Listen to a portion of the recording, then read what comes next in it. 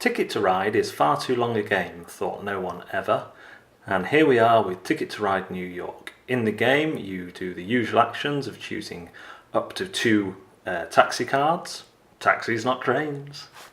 You can select to draw two more tickets. You have to keep one, but you may discard one if you don't like them. And they have various points and routes on them.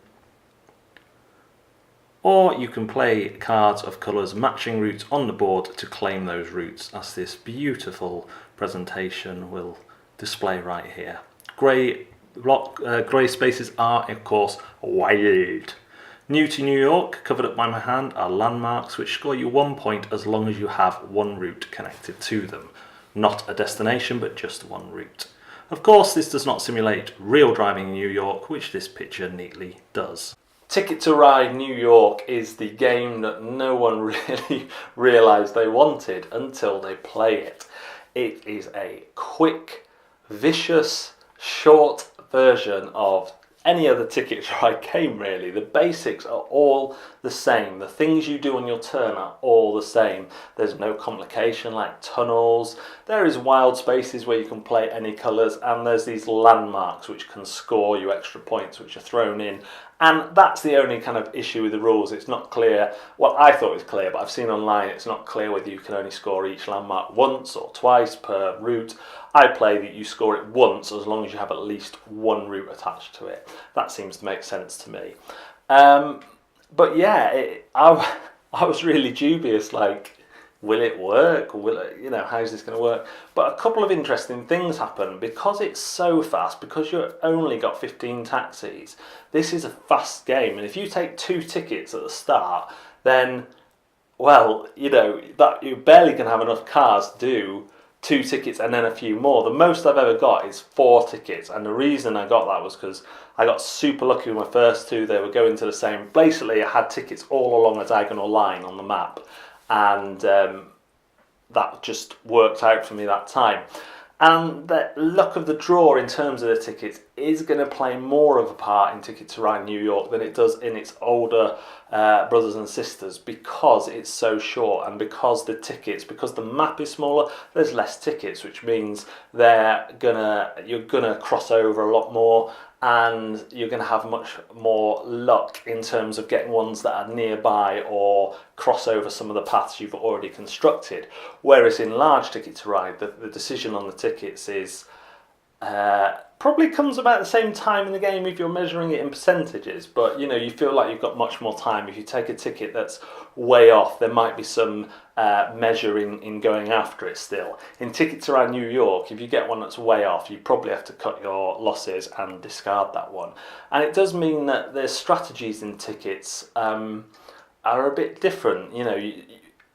Really, you could grab a couple of more tickets on your first go, so you know exactly what you're doing, because 4 tickets is massive if you get to do them all, but then there's a risk of getting the minus points as per Ticket to Ride.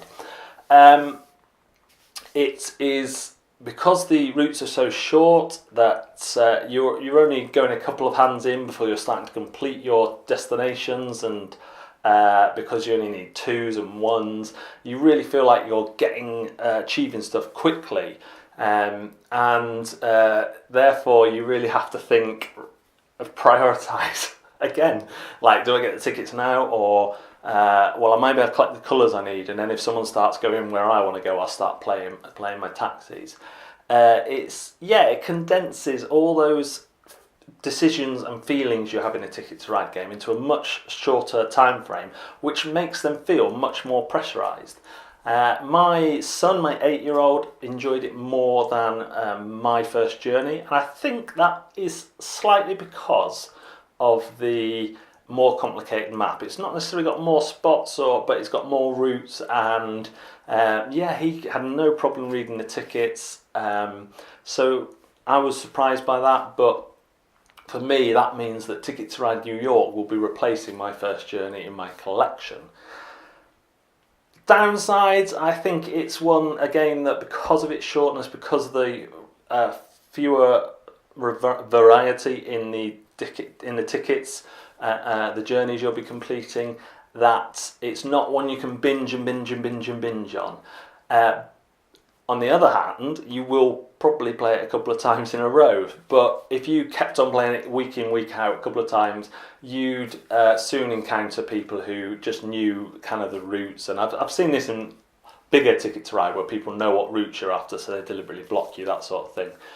But it works. It's not replacing Ticket to Ride Europe for me, but it will replace my my first journey. And yeah, I was pleasantly surprised by this one. So, intimidation factor, zip. I mean, this is a great one.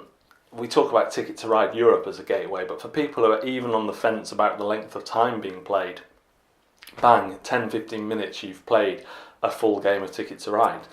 Rules, dead easy, apart from that one confusion. Like I say, I didn't find it confusing myself, but then I assume that I read it right. So, but there has been a little bit of questions raised on that online. And will it be going into my collection? Yes, it will be going into my collection, and my first journey will be going out. So that has been Ticket to Ride New York. Thanks very much for watching Board Deck and Dice, and a big thank you to Zatu as well. See you next time.